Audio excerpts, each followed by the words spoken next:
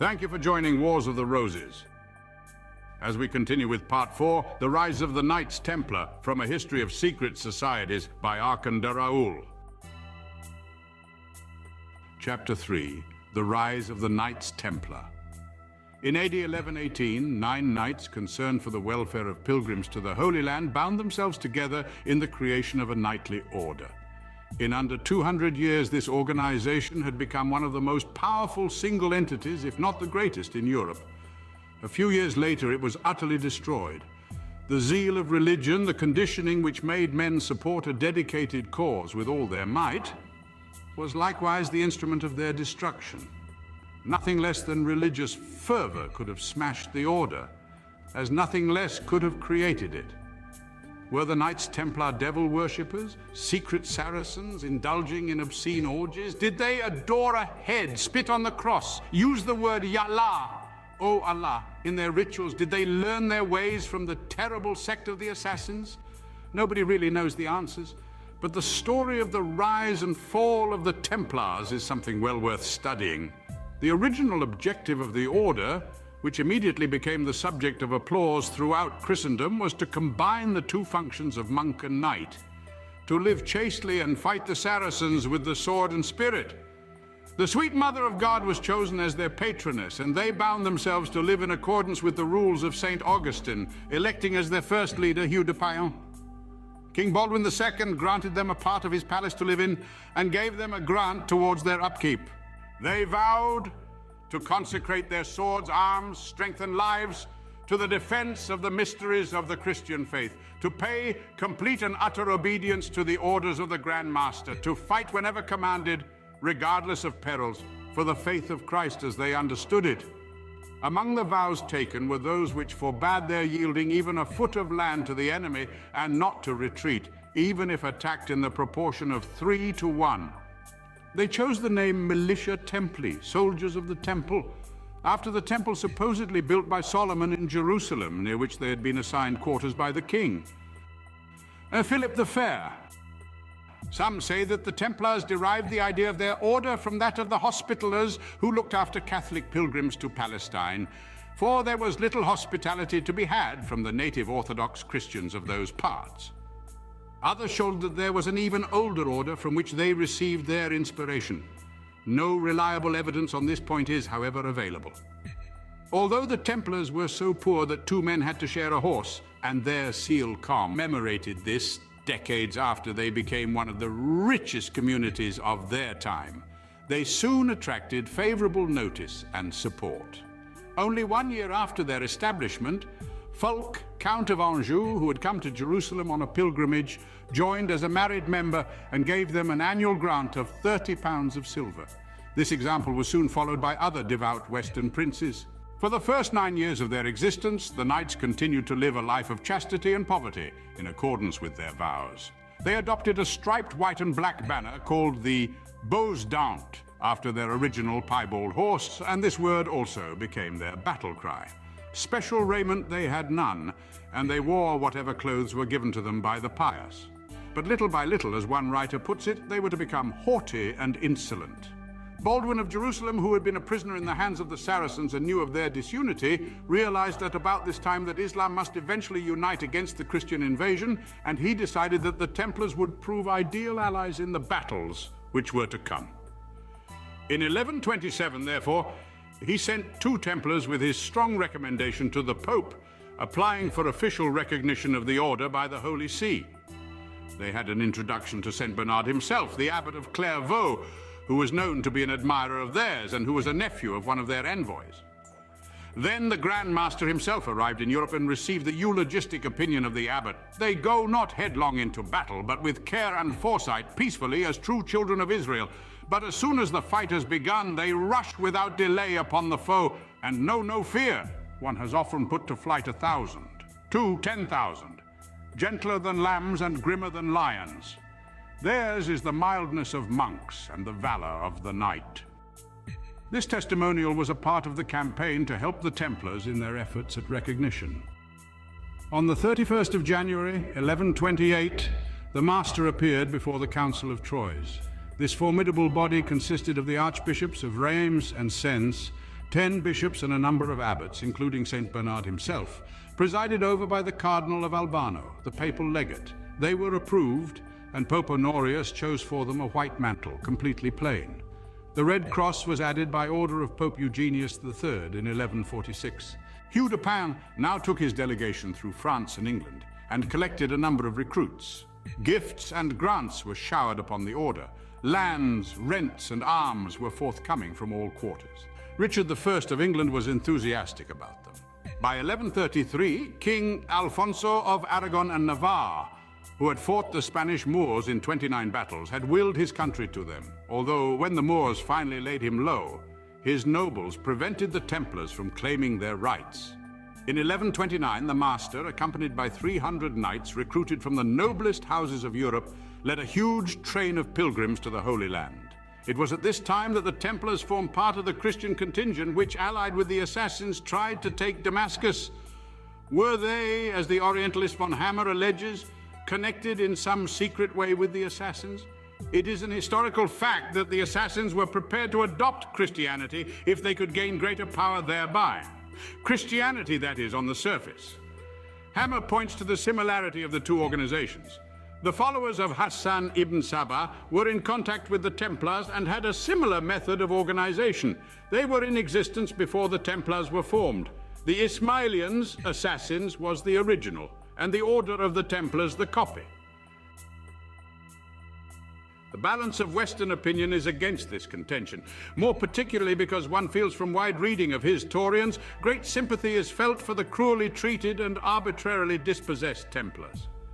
Thus Keightley, who made a close study of the order, attacks those who would claim that the Templars were an assassin branch.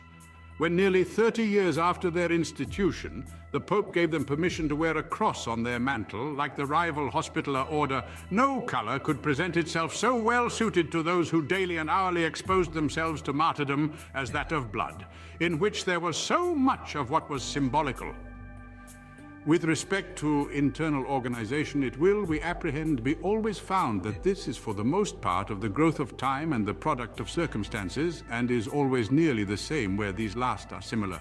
The famous question of the 3,000 gold pieces paid by the Syrian branch of the assassins to the Templars is another matter which has never been settled. One opinion holds that this money was given as a tribute to the Christians, the other that it was a secret allowance from the larger to the smaller organization. Those who think that the assassins were fanatical Muslims and therefore would not form any alliance with those who to them were infidels should be reminded that to the followers of the old man of the mountains only he was right.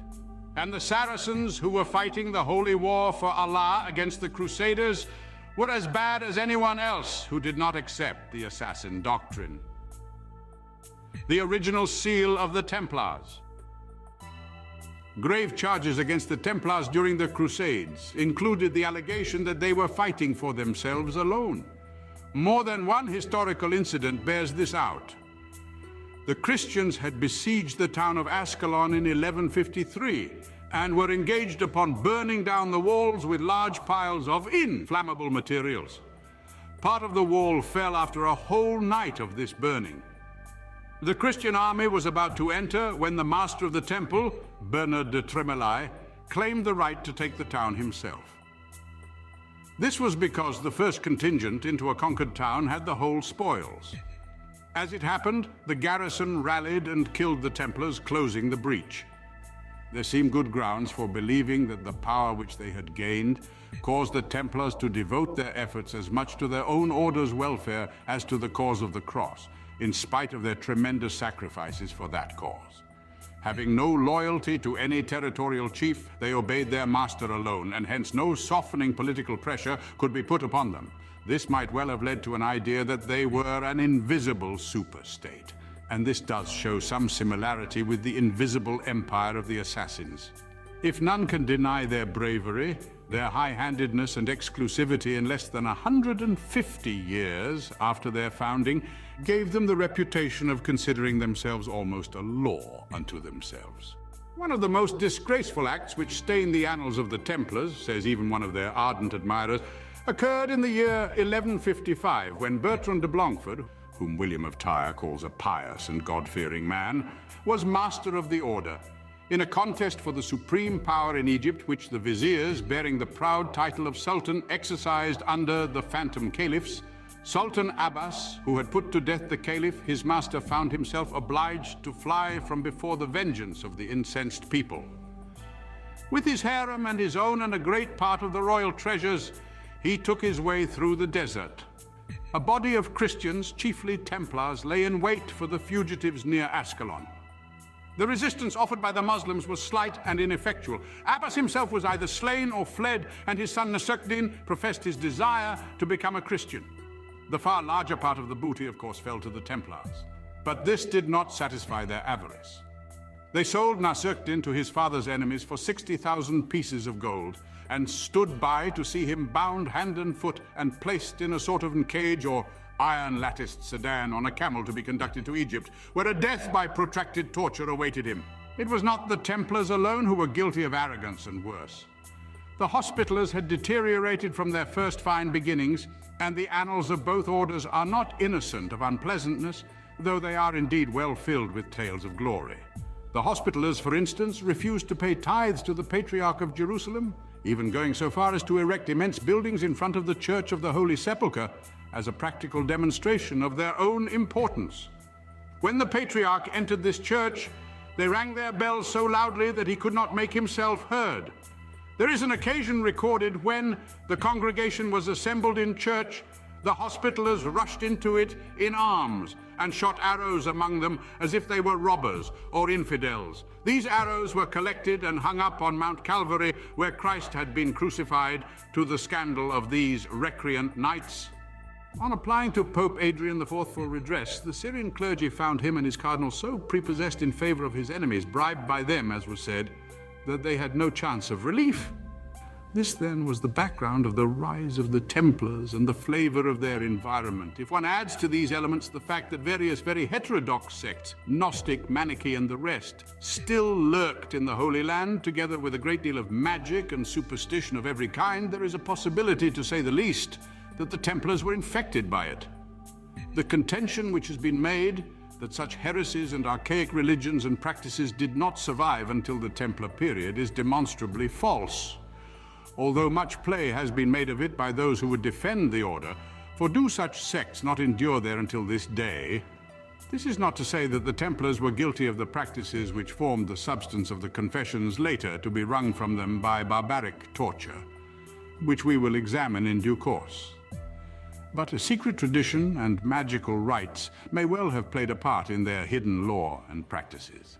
It should also be remembered that towards the end there were Templars who were of actual Palestinian birth, who would have every opportunity of absorbing the unorthodox beliefs of the many schools of a magico-religious nature which existed in the area. The Grand Master Philip of Nablus, 1167 for instance, was a Syrian, and many crusaders were Levantine lords, whatever their original blood, speaking Arabic with perfection. It was in 1162 that the Magna Carta of the order was obtained by the Templars, the bull Omen Me Datum Optimum, often described as the keystone of their power. Through this instrument, they were able to consolidate their authority and preserve their secrets against intrusion. They were to find, too, that it did much to excite the envy of their opponents. Pope Adrian IV had died, and two rival popes were elected, Alexander III by the Sicilian group and Victor III by the Imperial Party. At first, the Templars acknowledged Victor, but in 1161 they switched their allegiance to Alexander. There was probably some sort of secret arrangement behind this, for by January 7th of the following year, the famous bull was issued. By the terms of this document, the Templars were released from all spiritual ties except to the Holy See. They were permitted to have special burial grounds in their own houses. They could have chaplains of their own. They had no tithes to pay and were allowed to receive tithes. Nobody who had once entered the order could leave it, except to join one with a stricter discipline. The stage was set for clerical hatred of the Templars and Hospitallers, who had similar privileges, although the advantages to the Pope from the combined support of these two orders could hardly be overestimated. In 1184, an incident occurred which inspired a great deal of distrust of the order, although the rarity of its occurrence should have underlined the fact that it was nothing of much consequence. The English knight Robert of St. Albans left the Templars, became a Muslim and led an army for Saladin against Jerusalem, then in the hands of the Franks. The charge against the Templars that they were secret Mussulmans or allies of the Saracens does not seem borne out by the fact that Saladin accused them of treacherous truce-breaking and other crimes and, unlike his usual chivalrous self, took a solemn oath that he would execute such Templar captives as he could obtain as beyond the limits of Islam and infidelity alike. Nor did they make any attempt to invoke any religious bond with Saladin when they were captured, as we know from the Arabic life of Saladin, written contemporaneously by his secretary, Qadi Yusuf. Strong evidence of this is given in the events which follow the terrible Battle of Hittin. 2 years before, Saladin had made a pact with the assassins that they would give him a free hand to continue his holy war against the Franks. On July 1st, 1187, he captured Tiberias. He attacked nearby Hittin at dawn on Friday, July 3rd. 30,000 crusaders were captured, including the King of Jerusalem. No Templar is mentioned in the detailed Arab account as asking for mercy on religious or other grounds, although all knew that Saladin had issued a war cry, "Come to death, Templars!" The Grand Master Gerard of Redfort and several other knights were among those taken. Saladin offered them their lives if they would see the light of the true faith. None accepted, and all these knights were beheaded, except, admittedly, the Templar Grand Master. A non-Templar, Reginald of Chatillon, tried to invoke the sacred code of Arab hospitality, and other crusaders claimed that they were Muslims and were spared. None of them Templars or Hospitallers. Reginald and the Templars collectively were sentenced to death for breaking the truce and the war crime of killing unarmed pilgrims to Mecca. Arab accounts include only a few references which could be construed as indicating any collusion with the Christian army. One says that on the Friday at midday, the battle lasted for 2 days, Sultan Saladin issued the attack cry to be passed along the Saracen host, "On for Islam," at which the striped banner of the Templars was raised, and the Emir line of the faith said, "Are those Sultan Saladin Yusuf's allies of whom I have heard from the reconnaissance men?" This cannot be regarded as anything at all conclusive. The only other reference is to a body of Templars who went over to the Saracen side, and whose supposed descendants survive to this day as the Salibiyya, crusader tribe in North Arabia. This engagement spelt the end of real Western power in Palestine for over 700 years, although it did stimulate the unsuccessful Third Crusade. Although the Templars and some other crusaders were still in the Holy Land, they had lost almost all of their possessions there. But in the West lay the real seat of their power. At this time, their European possessions numbered over 7,000 estates and foundations. Although principally concentrated in France and England, they had extensive properties in Portugal, Castile, Leon, Scotland and Ireland, Germany, Italy and Sicily. When Jerusalem was lost, their headquarters were transferred to Paris. This building, like all their branch churches, was known as the Temple. It was here that the French King Philip the Fair took refuge in 1306 to escape a civil commotion. It is said that this visit gave him his first insight into the real wealth of the order, the fabulous treasures which his hosts showed him, giving the bankrupt monarch the idea to plunder the knights on the pretext that they were dominated by heresies. The last Grand Master of the Templars in captivity. Philip the Fair was not entirely without some grounds for attacking the Templars. In 1208, we find Pope Innocent III, a great friend of the order, censuring them publicly for causing their churches to be thrown open for Mass to be said every day with loud ringing of bells, bearing the cross of Christ on their breasts, but not caring to follow his doctrines which forbid giving offense to the little ones who believe in him. Following the doctrines of demons, they affix their cross of the order upon the breast of every kind of scoundrel, asserting that whoever, by paying 2 or 3 pence a year, became one of their fraternity could not, even if interdicted, be deprived of Christian burial, and thus they themselves, being captive to the devil, cease not to make captive the souls of the faithful, seeking to make alive those whom they knew to be dead. The first sign of an attempt to bring some sort of physical restraint upon the Templars came from Henry III of England. In 1252, he hinted that he might try to seize some of the property of the order. "You prelates and religious," he said, "especially you Templars and Hospitallers, have so many liberties and charters that your enormous possessions make you rave with pride and haughtiness. What was imprudently given must therefore be prudently revoked, and what was inconsiderately bestowed must be considerately recalled. The Master of the Templars immediately replied, "What sayest thou, O king? Far be it that thy mouth should utter so disagreeable and silly a word. So long as thou dost exercise justice, thou wilt reign, but if thou infringe it, thou wilt cease to be king." Thank you for watching, and please don't forget to share, like, subscribe, and comment. And if you can, please consider donating to Wars of the Roses. Links to PayPal and Patreon are in the description. Thank you so very much.